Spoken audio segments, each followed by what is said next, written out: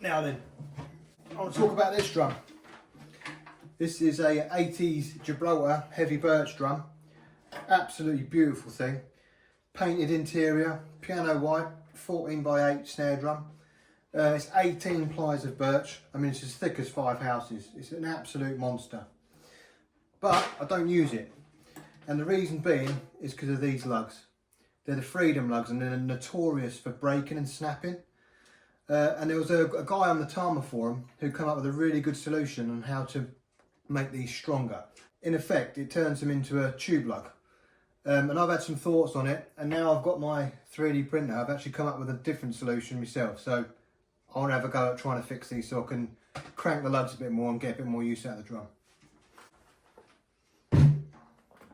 I've just whipped the head off so we can have a look at one of the lug castings, but while it's like this, I thought you'd appreciate having a look at the interior. What a beauty.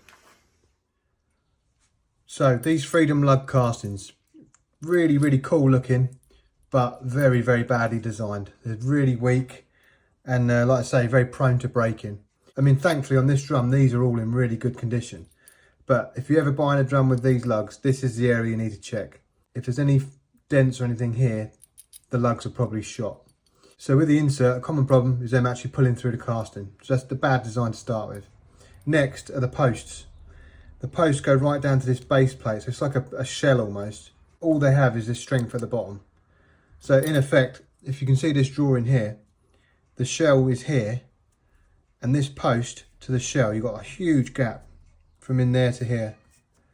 So any force put onto this can just bend these posts. I mentioned a guy on the Facebook forum did an upgrade for them, which was really, really impressive. So I cannot take any credit for this whatsoever. So what he done is, he tapped through the lug posts, he made a shaft that ran through the lug, effectively turned it into a tube lug. So there was no need for the inserts anymore. He got rid of them. If you imagine, like I mentioned, the moment here of bending is quite large. Just from doing this, effectively halves that. So this is a much, much stronger design. Next, he basically filled it with epoxy resin, which is a permanent solution, but that eliminates any movement then within the lug and again increases the moment. So effectively from this face to there is the only point that can move. So the modification makes them absolutely solid. I'm not a fan of the epoxy resin part. I mean, it will make it stronger, but I want something that's not permanent. So I thought I could make plugs for each section of the lug. A plug in here, in the centre and on the end, and then have the shaft run through all three. So the plugs are held captive by the shaft and the shaft's held captive by the grub screws. And then effectively you can undo this modification. I mean, the only permanent change is tapping these posts all the way through, but that'll have no ill effect on the actual castings going forward. I designed some prints and I come up with the middle plug, and I had to engrave it. I thought that'd be cool, why not? But that'd fit in the centre and that'd hold that one rigid.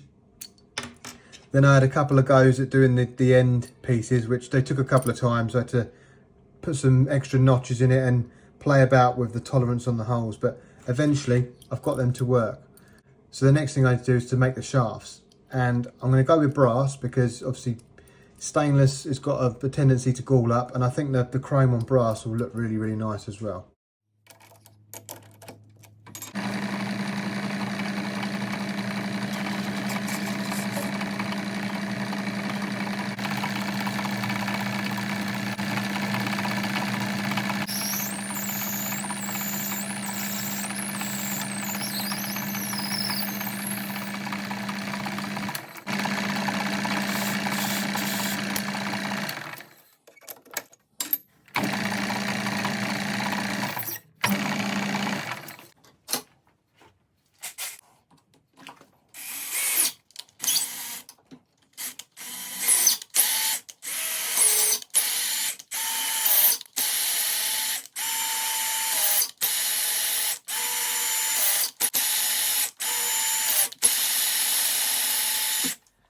So I've now machined and tapped all the posts. Next I need to drill 2 holes here. And I thought I better make myself a jig up, and then obviously I got ahead of myself and realised, well, why not just 3D print one?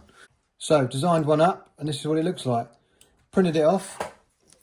20 minutes later I've got this, and it's great because you push the shaft in one end, push it up against this stop, then you've got your 2 points there. And to double check you've machined it right, you can just turn it around and check the holes align as well. So great little jig that, and save me no end of time.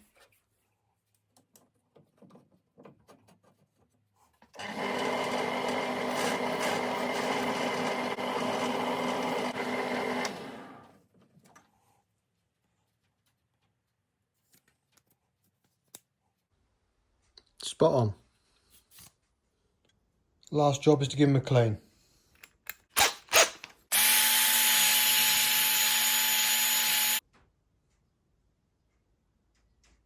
Job done. So all my plugs are printed, all shafts are made.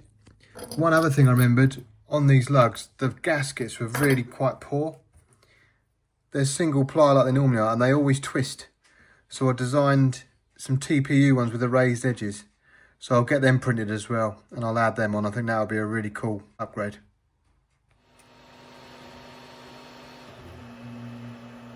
Here come the first batch of gaskets.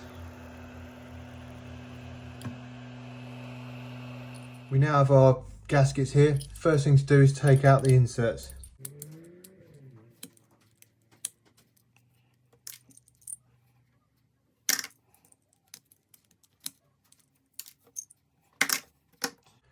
Next we have to tap the posts, M4.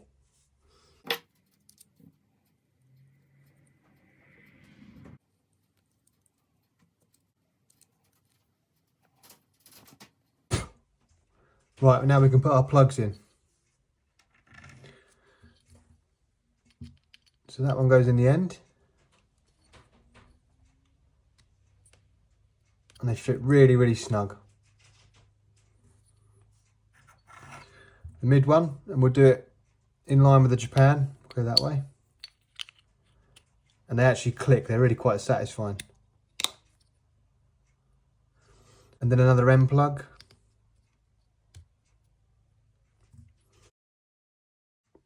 Then we can grab a shaft, make sure the holes align, and that'll push through.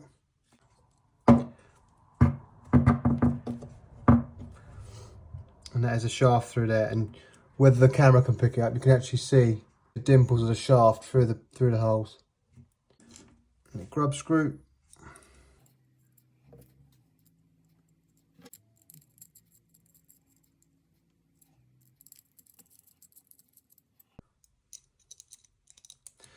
Pinch them up.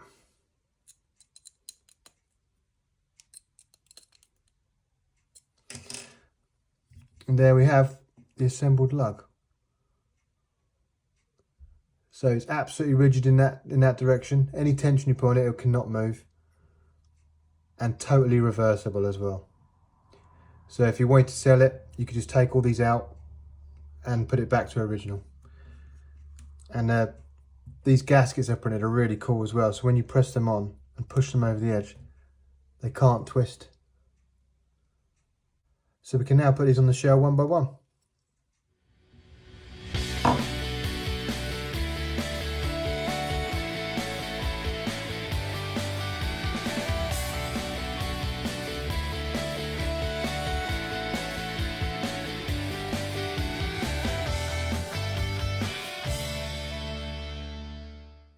I've just finished reassembling the drum.